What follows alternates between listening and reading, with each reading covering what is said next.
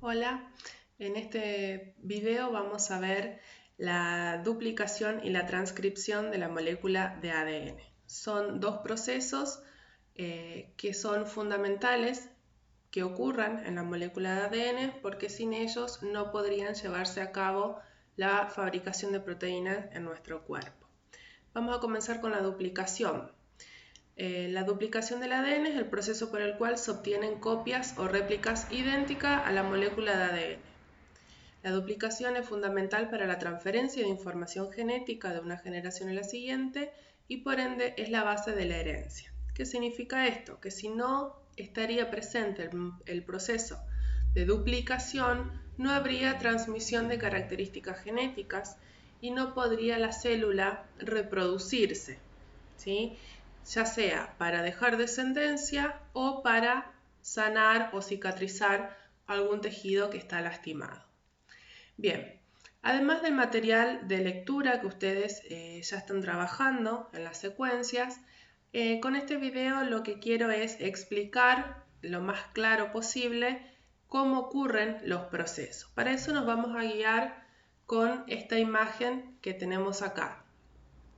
Esta imagen que aparece en roja está representando el proceso de duplicación. ¿Qué es lo básico y lo esencial que ustedes tienen que comprender sobre este proceso de duplicación? Si nosotros miramos el dibujo de derecha a izquierda, vamos a ver que primero tenemos la molécula de ADN enrollada, tal y cual como la encontramos en nuestras células, en los núcleos de nuestras células. Para que esta molécula pueda duplicarse, es decir, pueda copiar la información que tiene, necesitamos que esta molécula que está enrollada comience a abrirse. ¿Cómo logro eso? Por la acción de la enzima tropoisomerasa. La tropoisomerasa lo que hace es recorrer la doble hélice de la molécula de ADN e ir desenrollando las dos moléculas. Entonces yo voy a lograr que estas moléculas se abran, ¿sí? Y se forme lo que se denomina horquilla de replicación. Se va a abrir como en dos caminitos.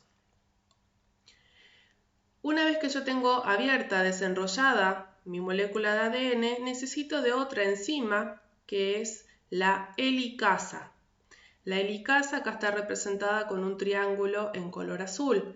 Lo que hace la helicasa es separar las bases nitrogenadas de mi molécula de ADN cortando los puentes de hidrógeno. Las bases nitrogenadas se unen a través de puentes de hidrógeno. Entonces la helicasa, lo que hace es cortar estos puentes de hidrógeno y permitir así que las bases nitrogenadas queden libres. ¿Para qué necesitamos que estas bases nitrogenadas queden libres? Para que se vayan uniendo a ellas las bases complementarias. Recuerden, como vimos en el video anterior, las bases nitrogenadas del ADN son adenina, timina, guanina, citosina. Estas bases son complementarias. Esto significa que siempre que tengo una adenina se va a unir con una timina y siempre que tengo una citosina se va a unir con una guanina. Entonces, una vez abierta la molécula por acción de la helicasa, se va a formar, van a quedar libres, mejor dicho, las dos moléculas de ADN, las dos hebras de ADN. ¿Qué va a pasar? Ustedes pueden ver acá en el esquema que una cadena dice cadena adelantada y la otra dice cadena retrasada. La cadena adelantada se denomina así porque es la que se va a sintetizar más rápido, es decir, se va a producir más rápido la unión de las bases nitrogenadas. Lo que va a pasar en esta cadena adelantada es que los nucleótidos que están sueltos en la molécula, en el núcleo del ADN, van a ir uniéndose a las bases nitrogenadas. Recuerden, si en la molécula original tengo una adenina, el nucleótido que se va a unir va a ser el que tenga una base que sea la timina, ¿sí? Así se van a ir uniendo todas las bases nitrogenadas, todos los nucleótidos a mi molécula de ADN, por acción también de la ADN polimerasa. Esta enzima lo que hace es ir uniendo los diferentes nucleótidos para que pueda ir formándose la nueva cadena de ADN. Esto ocurre en la cadena adelantada. Por otro lado, tenemos la cadena retrasada. Esta cadena se denomina así porque se va a sintetizar, se va a producir en sentido contrario. La cadena adelantada lo hace de sentido de derecha a izquierda y la cadena retrasada lo hace de derecha a izquierda, ¿sí? O como se denomina mejor en la biología molecular, la adelantada lo hace en sentido 5', 3', y la retrasada lo hace en sentido 2', 3'. Por eso es la diferencia. ¿Qué va a ocurrir en la cadena retrasada? También va a estar presente la ADN polimerasa, ¿sí? Que va a ser la que va a controlar que se vayan respetando estas secuencias de bases nitrogenadas que se tienen que unir, y van a ir apareciendo las bases nitrogenadas, pero se van a ir uniendo entre sí y van a formar los llamados fragmentos de Okazaki.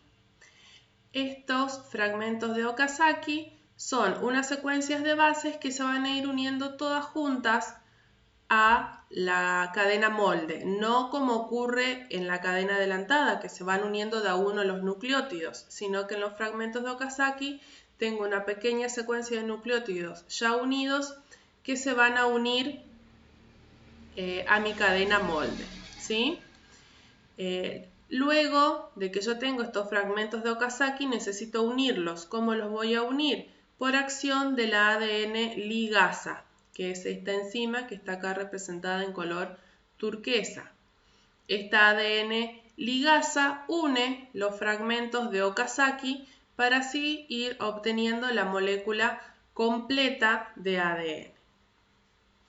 Este cebador de ADN polimerasa también lo que hace es ir regulando la unión que ocurre entre los diferentes bases nitrogenadas de mi cadena molde, que es la cadena original, y de la cadena nueva.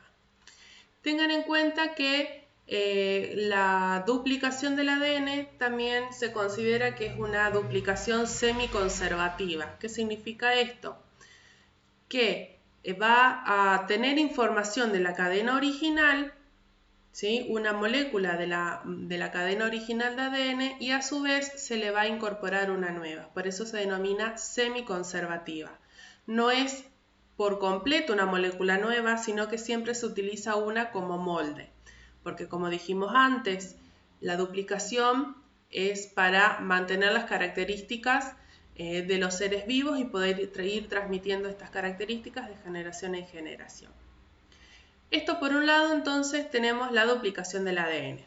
Queda también explicar o aclarar que una vez que se termina de sintetizar las dos moléculas nuevas de ADN, se vuelven a enrollar las moléculas de ADN, ¿sí?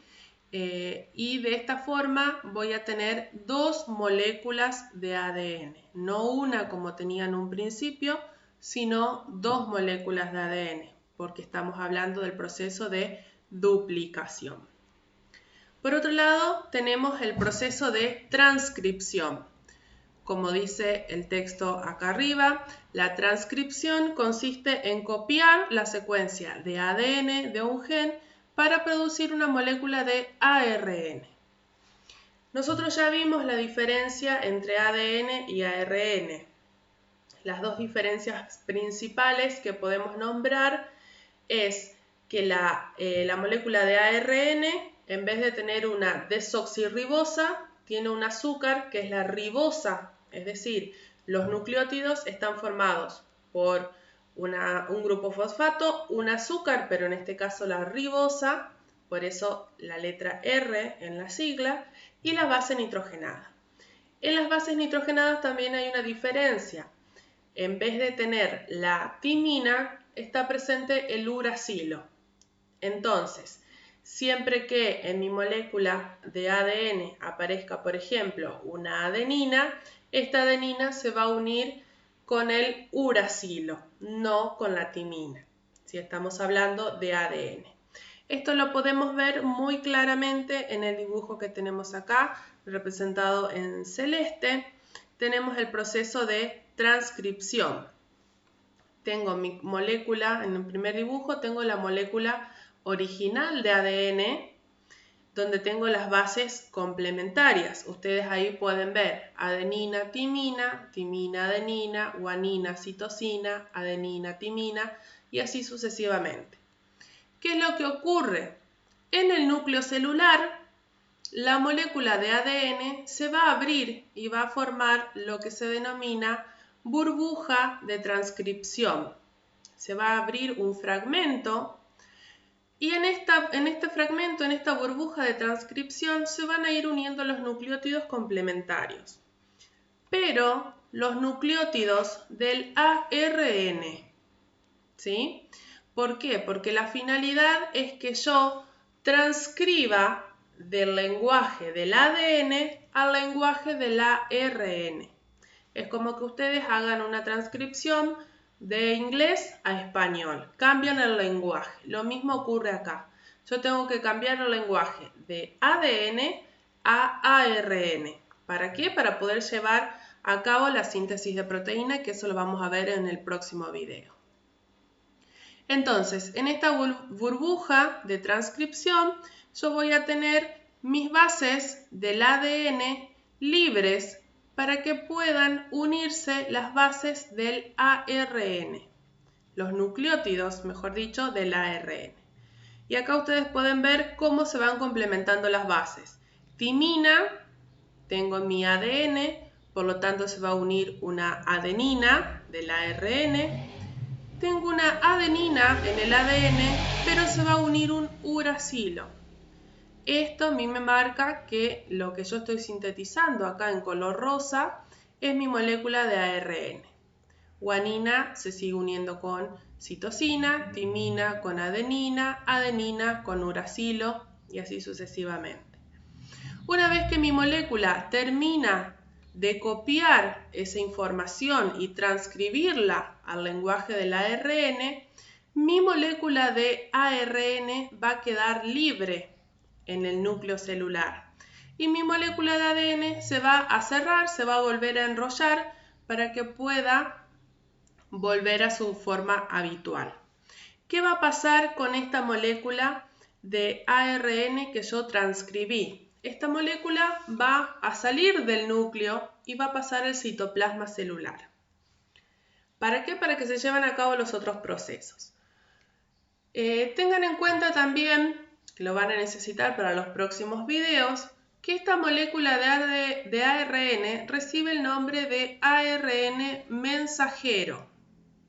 ¿Por qué mensajero? Porque va a ser el que va a llevar el mensaje desde el núcleo, desde mi ADN, hacia el resto de la célula. Por eso se denomina ARN mensajero.